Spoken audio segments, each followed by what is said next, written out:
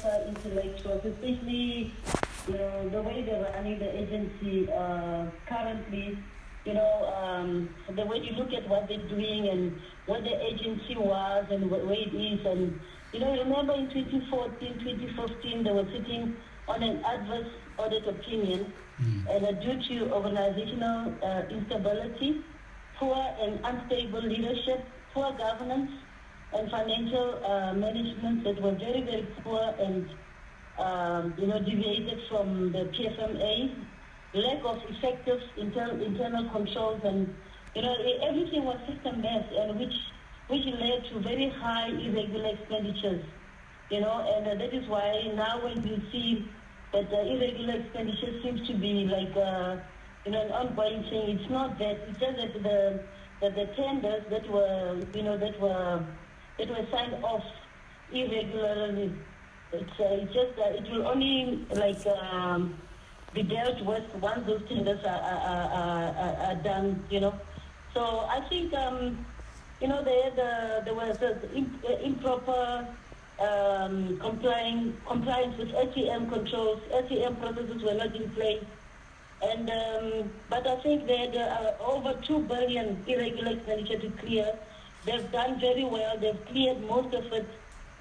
And I'm sure that by 2018 we'll see something else. But what I can say is that they've done well. They are on the right track, and they are determined. They've generated energy and a lot of work in changing the agency. I think as SCOPA we are happy, and we want to see a clean audit. And I think if the irregular expenditure can be cleared, they will definitely sit with a clean audit opinion. Yeah. There was a serious allegation against Rale at some point about how they, according to some political parties in the province, misappropriated around 900 million rands. Did you guys get to that particular aspect?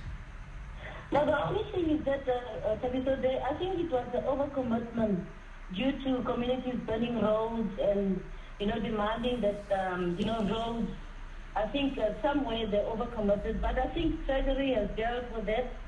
There was, I think they're running well with the financial management systems. I think I've not heard about this 900 million. What I know is that they've overcommitted, but Treasury is assisting them, and they have given them additional funds. Yeah. You sound quite chuffed with RAL. I mean, to what extent do you think that then they must be used as an example with other state-owned entities that are not doing that well in terms of financing who are not basically handling their finances very well? Because some of us would think that there is a standard approach, and that standard approach, if followed, everybody would be singing from the same hymn book in as far as the finances are concerned. But surely, clearly, it seems as if people are singing from different hymn books in terms of their approach. No, I think they're transparent, Sabiso. And, when you look at where they're going, I think they like I said the other day to someone, that they're like, their stuff, they're following the world-class systems. Because when you look at how they've, their asset register, you can Google it, and it can actually show you the road, the length of the road and stuff like that. And I think they're transparent, and when you look at an agency or a department, you've got to see the work on the ground. That's what matters, and what has been done.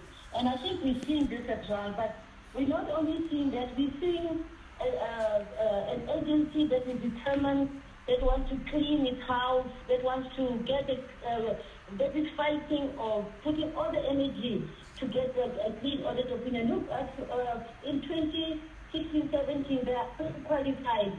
And even the other day when we had the AG giving us briefings, they actually highlighted that even their roads are 100%, of quality. They're good at what they're doing.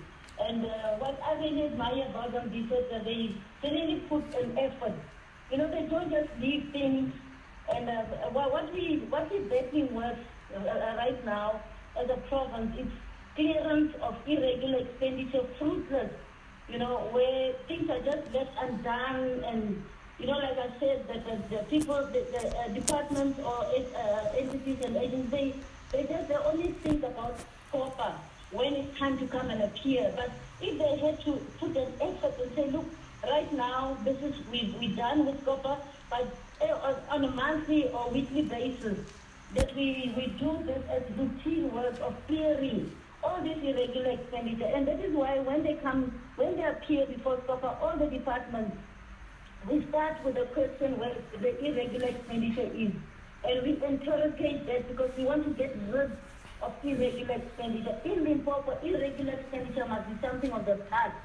And we want to put strong measures in place, strong systems that they must not incur irregular expenditure, because, I mean, irregular expenditure is deviating from the PFMA, which is not good. I mean, PFMA is key legislation. It's there to, you know, to guide them, that this is how things should be done. And we don't see why they should be incurring them, because it's clear that you do not give a tender if there are no three quotations. And why should this still be happening after 23 years, you know, yes. I mean, I think it's really it's difficult. It's actually it's a big stumbling block in our province that we can incur such high irregular expenditures. And whereas we know how systems work, and it should be unacceptable for any agency or department to incur irregular expenditure. I think RAL is doing very well. I was very impressed with the chairperson, Matume Ralibisi. He answered questions very well. He was, he answered very well. He did not fumble. He explained to us where they did not do well. He explained, and he also made us believe that whatever they did not do right, they will go and correct. And I think they also, because we've given them on few questions that they must still respond, we gave them the answers end of January. I think they will be able to do that before end of January, the way I see the energy that they have. Yeah. Who else are you seeing as SCOPA, just before I let you go?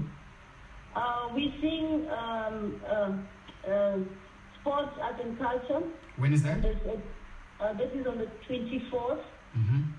The 23rd was supposed to be education. I'm not too sure if they're still going to, but we've only left with sports, education.